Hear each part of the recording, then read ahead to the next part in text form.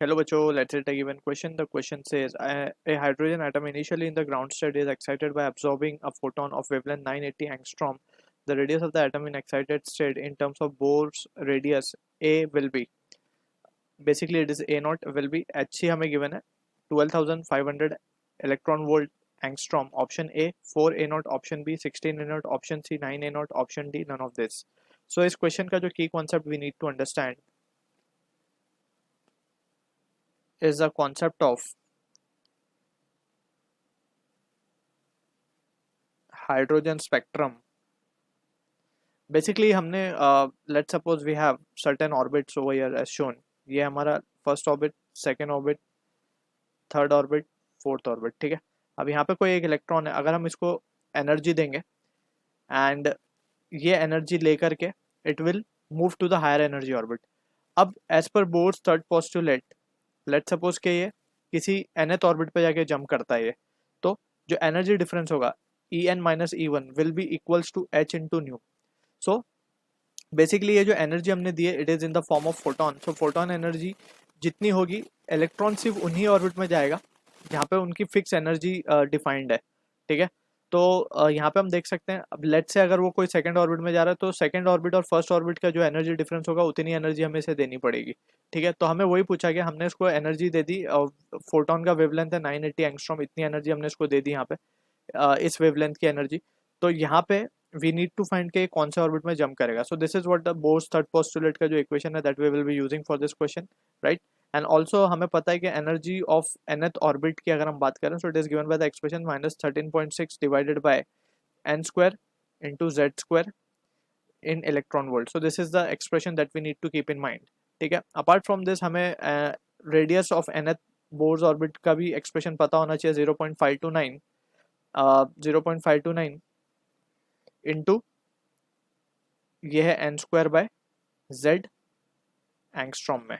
ठीक है. एंड ये जो 0.529 है इसी को हम बेसिकली फर्स्ट जो ऑर्बिट है बोर्स ऑर्बिट उसको हम ए नॉट बोलते हैं, जो कि यहाँ पे क्वेश्चन में भी बोला गया है. This is a nought. ठीक है. तो using this basic understanding will try to analyse the situation. तो यहाँ पे हम ये एक्सप्रेशन को यूज करते हुए क्या लिख सकते हैं.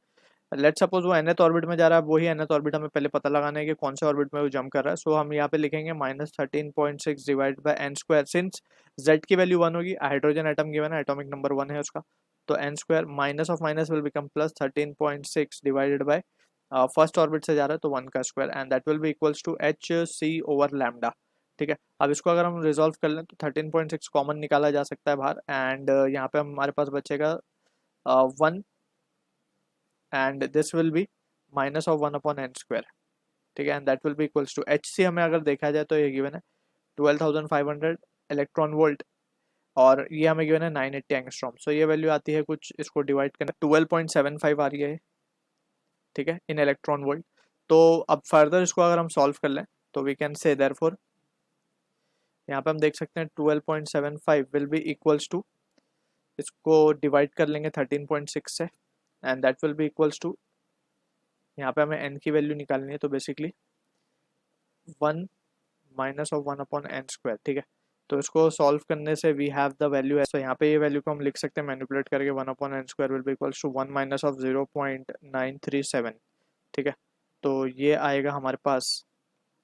तो यहाँ से हम देख सकते हैं n square will be equals to 1 upon, ये माइनस करने पाएगा 0.063, एंड ऑन सिंप्लीफिकेशन n की अप्रोक्सीमेट वैल्यू हम ले सकते हैं, इट इज 4, राइट. ये डिवाइड करने पे 15.87 समथिंग कुछ आता है. तो उसको हम अप्रोक्सीमेट 16 पकड़ेंगे, उसका स्क्वायर जब रूट लेंगे तो it comes out to be n equals to approximate value 4 आएगी. ठीक है. बिकॉज जो एच सी की वैल्यू दी है ये भी हमें अप्रोक्सीमेट वैल्यू दी है, तो यहाँ पे in this case we will be getting the value of n as 4, यानी कि ये n फोर्थ ऑर्बिट पे जंप कर जाएगा इलेक्ट्रॉन. Fourth orbit means third excited state. This is first excited state, second excited state, third excited state, और 1 पे मतलब वो ग्राउंड स्टेट है. ठीक है. तो ये यहाँ पे जंप कर गया. अब हमें ये तो मिल गया, अब हमें पता करना है कि कितने मीन्स बोर्ड्स के अकॉर्डिंगली कौन सा ऑर्बिट होगा, ये रेडियस क्या होगा इसका. ठीक है ना. तो हमें पता है एज पर द रिलेशन, यहाँ पे हम देख सकते हैं r n is equals to a nought n square, right, क्योंकि z तो 1 है और हमने बोला 0.529 एमस्ट्रॉन्ग का मतलब है फर्स्ट ऑर्बिट, यानी कि जो बोर्ड्स का ग्राउंड स्टेट वाला ऑर्बिट है वो है ए नॉट। तो यहाँ पे हम देख सकते हैं N4 आया तो यानी कि 16 a nought. So this is the answer for the question, यानी कि ये the radius of the atom in the excited state will be 16 a nought, जो कि मैच हो रहा है ऑप्शन बी के साथ। So I hope you understood the solution. All the best.